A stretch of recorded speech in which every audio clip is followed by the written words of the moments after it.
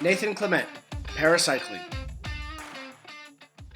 In 2018, I felt it was the time for me to switch some things up in my own life. And as much as I loved swimming, as much as I loved being a part of the race days, of the environments, I needed a switch. And I took some time away to go backpacking and really reset, refresh, because just being in an endless training loop of racing, competing. I didn't allow myself to vacation at all. I was just so focused on performing and being the best version of myself as a swimmer. I needed time to decompress and figure out what I wanted to do more and more in my own life. I always loved cycling. I did it as a cross-training sport when I was a swimmer, often not on the days I wasn't swimming. I would be on my bike, whether it was in Vancouver, biking around the mountains or going by the ocean. And then even when I lived in the Ottawa-Gatineau Valley, when I was swimming under Craig McCord over there, I would often not on the weekends go biking all through the valley and along the rivers.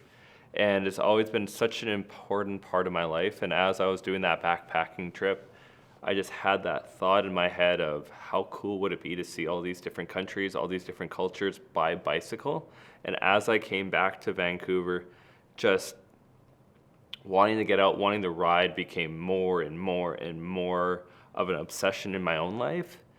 Eventually trying to dream to do a world ride, but I needed to see if I could even make 10, 11 days on a bike, let alone a couple hundred days that a world ride would entail.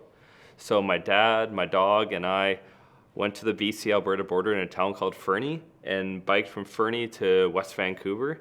And along that trip, along that ride, some fires and some embers of competitiveness started to burn until I got asked a question in an interview about if I would be interested in competing in high-performance sport again. And I needed some time to think about it, needed to really take that in. And eventually that resounding answer was yes. I want to do it again, and I want to jump right back into the flames and jump right back into the fire that high-performance sport brings. In swimming, I was a 50-meter butterflyer, and now I'm riding 40, 50, 60K at least a day. So it's been quite a difference in the kind of effort and for time and for distance I've done in swimming versus cycling, but also I feel having that background knowledge of swimming, of understanding what it's like to be a sprinter, what it's like to have that kind of quick burst that swimming had, is really helping me in cycling too. But there's so many differences just with training and just learning two different sports, two different ways of training, but they also have so many aspects that are whole. In swimming, I was extremely hard on myself. I was extremely tough on myself to even points where I really damaged and hurt my mental health.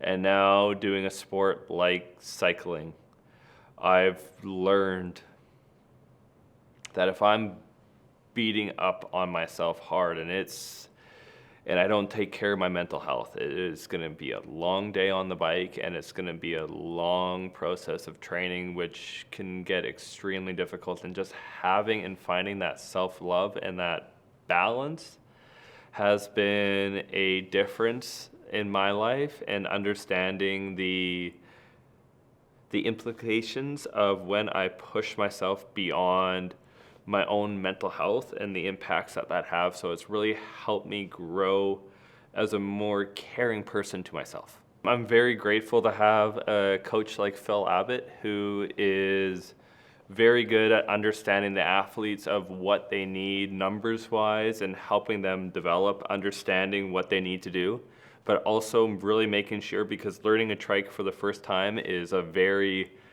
daunting experience, especially learning and then realizing you have to race in a couple months on it.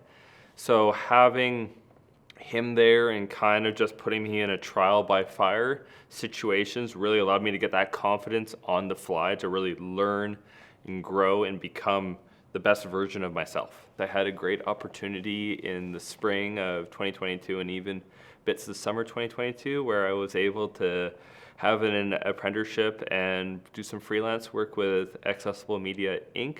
and covering so many great stories and telling about the athletes of Canada today and the impacts they're making on the field, but also out of the field too, with the impacts that they're having there and sharing so many great sports that are going to be on the come up in the next couple years, and really being able to share and show the great people that are in the world of parasport.